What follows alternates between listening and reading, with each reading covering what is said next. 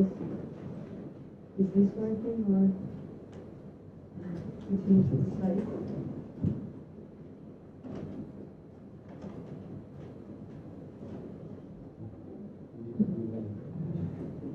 Okay. It's from here. Okay. Alright, so we're a video game. I'll talk about a little bit of the gameplay and about of course, about the blockchain aspect of the project.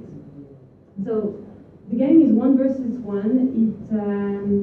If you know a little bit about video games, it looks like a mix between a MOBA, which is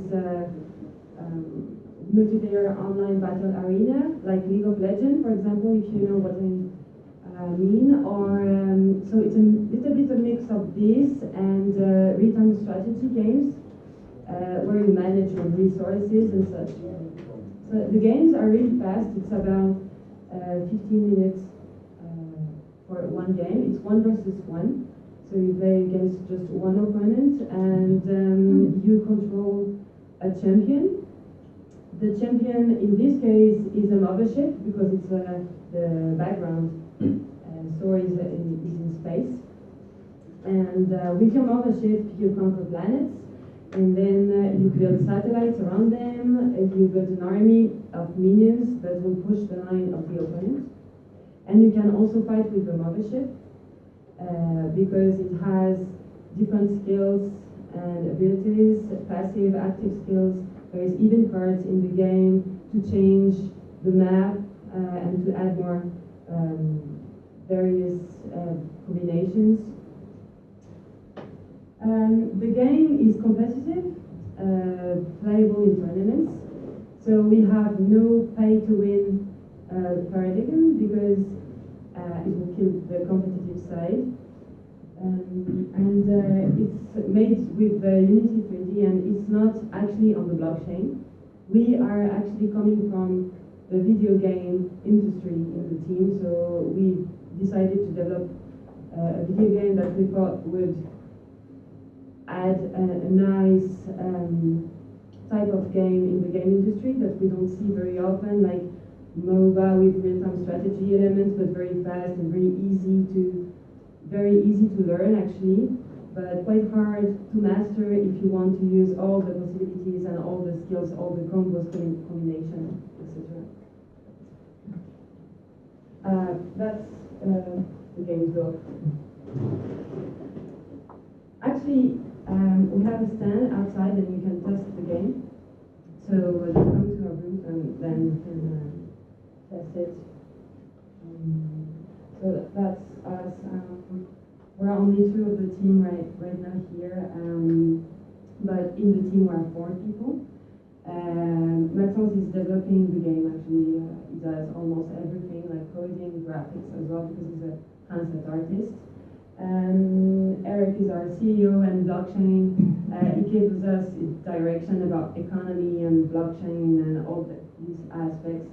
I'm in public relation and communication, social media, and Remy, somewhere here at Coinfest, is the blockchain developer and also the game designer. So he designs all the game's mechanics, which ship should have, which attack skills, or all the such.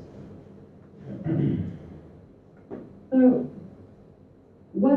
how is the blockchain connected to all that? We use the blockchain actually for the economic side of the project. So there is you can't actually win any token in the game, or the token is not directly related to the game, but we have a shop. And the shop is actually an Ethereum smart contract because the project is on Ethereum. And all the transactions in the shop are made through the smart contract with Nexiums. Nexiums are tokens that we created on top of Ethereum blockchain with the smart contract. So we created 100 million of them, and we sold some 30 million in ICO last November. So, and we burned the rest that were not set aside for the marketing or for the team. So now there should be around, well, here is the precise number, around 66 million Nexium. It's not mineable, so it's a fixed supply, and we can't print more. It's written in the smart contract, actually. Each of them is actually stackable in 1,000 million Nexium, so I'll explain later why this is important. And it's available since last December to trade on Poloniex and OpenLedger and Interdata, so you can get some for Bitcoins or Ether. So why did we create the Nexium instead of using a cryptocurrency existing already? Well, first, we don't want to really use a cryptocurrency, we want to use a token.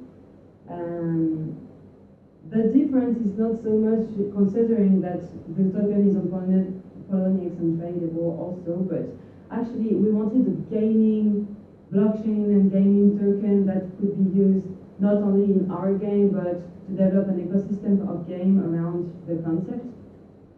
And we wanted the token and the token's value to be pegged to the quality of the project and not to the Ethereum world or any other cryptocurrency world. And we chose Ethereum because of the smart contract. It allows us to do the shop and to do actually lots of things with it, so very powerful tool for us. And the other aspect of that is cross-gaming, because all the blockchain assets that we sell in the shop are ERC20 compliant and can be used actually in other game if they choose to use it, and we can, we can just use blockchain assets from other games if they create them and just code it in our game and say, okay, these blockchain assets in this game does this effect, but in our it does another thing, and so the players can have two main advantages in playing Beyond the Void and using the blockchain technology. The first one is that they never really lose money. Their investment is always coming back, because if they are tired of a skin or of a title, any game item, that they just can sell it back to other players and get their token back. So that's a huge advantage. And the other thing is that with the cross-gaming system, they will be in the future maybe able to use the same blockchain assets in different games with different types of effects. So it's actually very good for the players, and that's why we chose to use blockchain technology. This is actually a cross-gaming asset that we're developing at the moment. Here it's in Beyond Void, and it's an event card changing the map with pirates and such. And here it's in Spells of Genesis, which is another game. We partnered with them like a year ago, and they are developing a card game. So in their game, it will be card, and it's the same blockchain asset. So Beyond the Void is competitive. So it's the main goal is to be played in tournaments and to go to the professional gaming scene. So we don't want the pay to win thing, because then the richest guy around could just buy everything and all the good stuff and then win every game, so we don't want that. So in the shop we are actually only selling vanity content with cosmetics, skins, title, appearances and such. Yeah, so that are the descriptions. These are skins, for example, for our first membership. So the same one really, but with different looks. So that's about the development of the game and the project, what we did already. So we had a closed beta last February, and we've opened only to backers from the ICO last November. It was good, actually. We found quite a few bugs, not too much, so it was great. So now we have all the server side completed, so we can host a lot of games, a lot of people actually, and the account management, the matchmaking system to find your opponent, chat friend list. There is 2 membership available. It's very few for now, but we'll develop a lot more in the future. And the store is online too. You can use it with Mist or with MetaMask. For now it works like that. It's not meant to stay like that. We need to ease the blockchain use for all players that are maybe not in the blockchain world right now. Actually, most of them are not, so it's something we need to really do. But you can still exchange assets right now, and it works. So right now you can trade Beyond the Void assets in the store, and you can play the game, but actually you can't use the blockchain assets in the game yet. So it's being developed right now, this month, and it should be available on the 3rd of May for the open beta. So we need still to develop some features like statistics, new membership event card skills, so that's game content. The lost password feature is missing, so sometimes it can be hard if you lose your password. Just we have to call us on Slack, and we can just remove you from the server because it's manual. So we need to improve that, and run games. So we had new designs coming up this week actually. So it's all coming nicely, but we have quite a bit of work now. So about marketing and schedules and everything, we have quite a lot of events actually in the spring and summer to promote the game, because we need to reach a lot of players. Actually, the Nexium value, the project value, and all of these can work if the game is good and if we have a lot of players on it. So it's not the case right now, because actually the open beta, it's opening today. So from 1 p.m. today, you can just download the game and test it. Or if you're here, you can go play in our stand, but this will be available for the whole world today at 1 p.m. And for every weekend in April, and from the 3rd of May, it will be available all the time.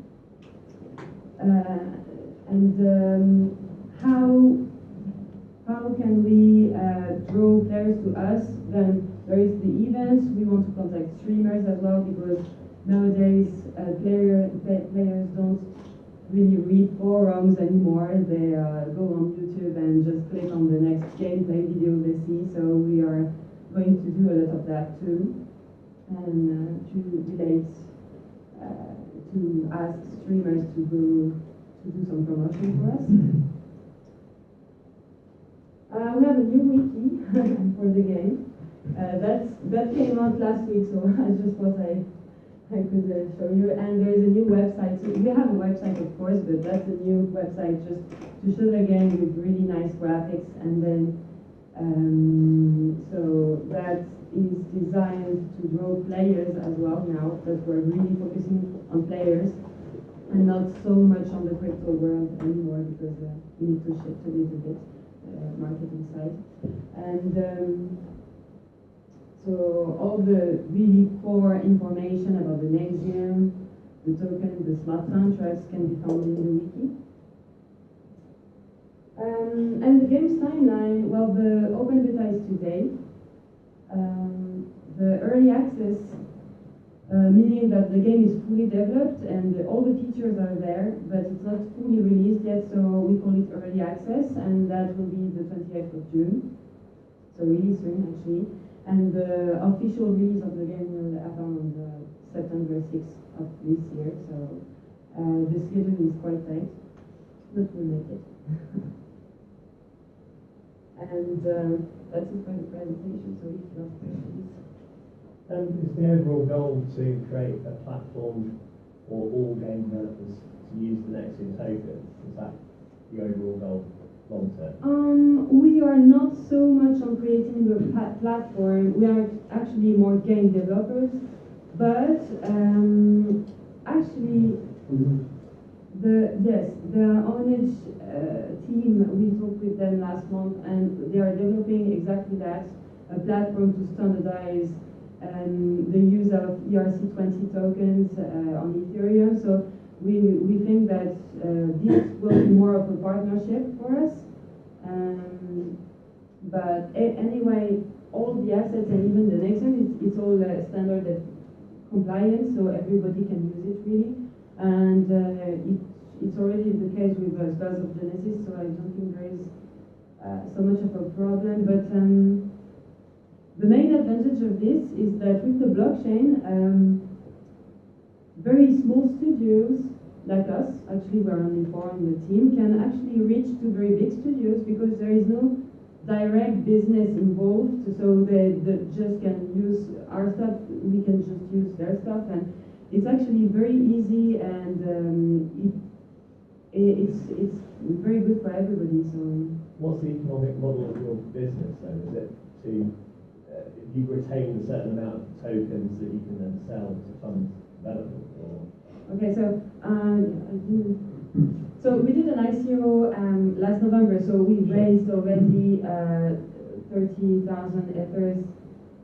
So we have actually a good budget to develop the game. So that should take us a while to spend it all. Yeah. And the economic model is kind of like actually League of Legends, which is the most played game in the world right now. Meaning that it's competitive, so there is no pay to win, but all the game items that they sell in the shop, actually people spend like hundreds of dollars in these items. It's crazy.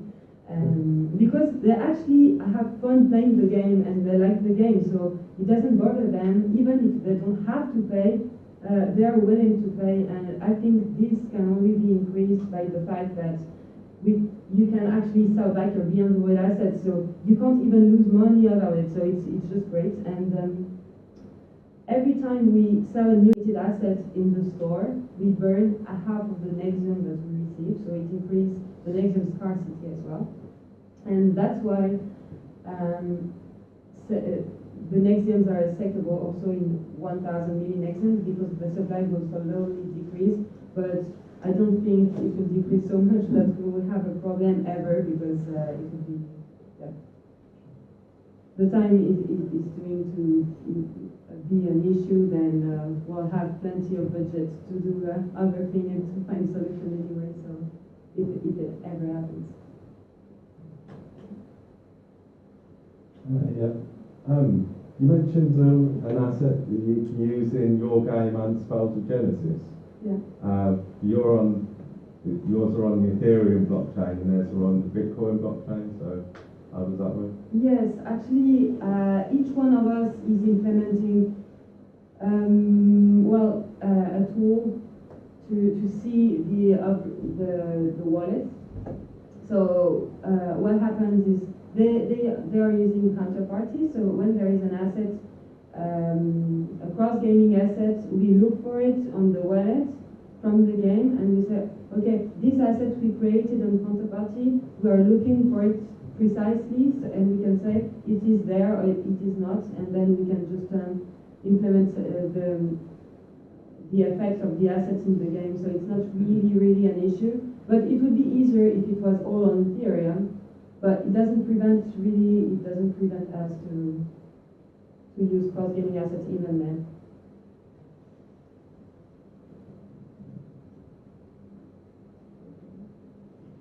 Other questions? Or I don't even know what time it is. Oh. Oh yeah. Well, it's you have a. Oh yes. I'm Remy. I'm the developer of smart contracts in Beyond the Void, and I'm the game designer too. And I will have some information. Yeah, sure. manual side just before. First of all, on the money point of view, we raised actually 300,000 of dollars, and, Yes. and it was an ICO in Ether, and it was in December, and Ether just go in the time. So this is maybe not the right point of view on this thing. Maybe add some information. And in the point of view of the token, I don't know if some of you know things about ERC20 Ethereum tokens. Maybe no. When you code a token in Ethereum, it's not like counterparty. In counterparty, you have a whole interface to create a new token, and you just click here and here, and you have a new token. In Ethereum, you must code some logic to that creates a new token, and the community of Ethereum decided to follow a standard called ERC20 actually, and there is some basic features that every ERC20 token should follow, like precise function in the code. And when back in time we coded the Nexions, and it was at the same time. It was that summer at the same time as the DAO, and the DAO had some bugs. Everyone know it now, but the token they created, and they helped to. They helped to create the ERC20 standard.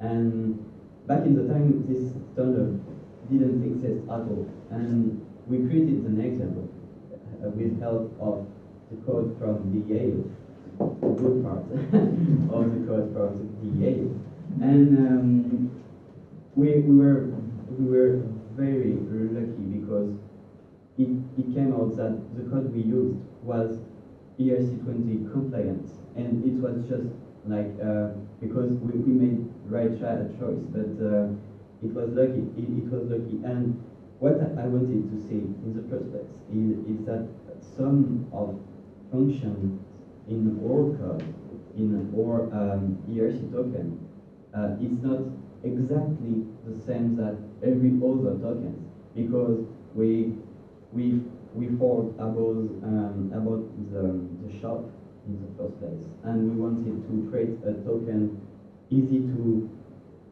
handle with the shop, and so we added some function in the token, and this is something we can do with Ethereum. If you created some token with counterparty or colored coin or all this stuff, all the implementation would be outside the blockchain.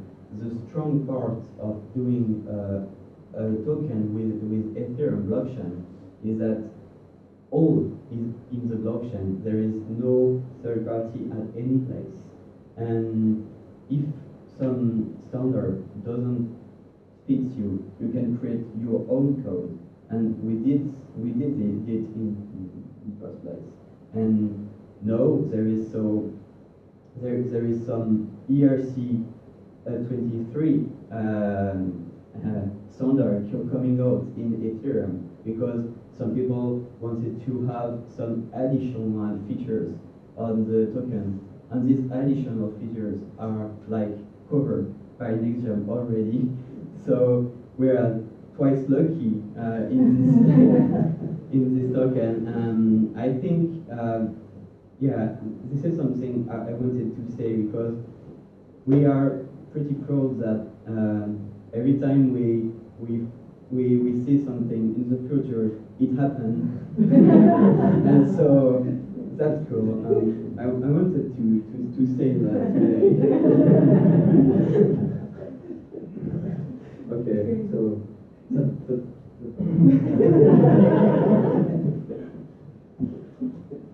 Okay.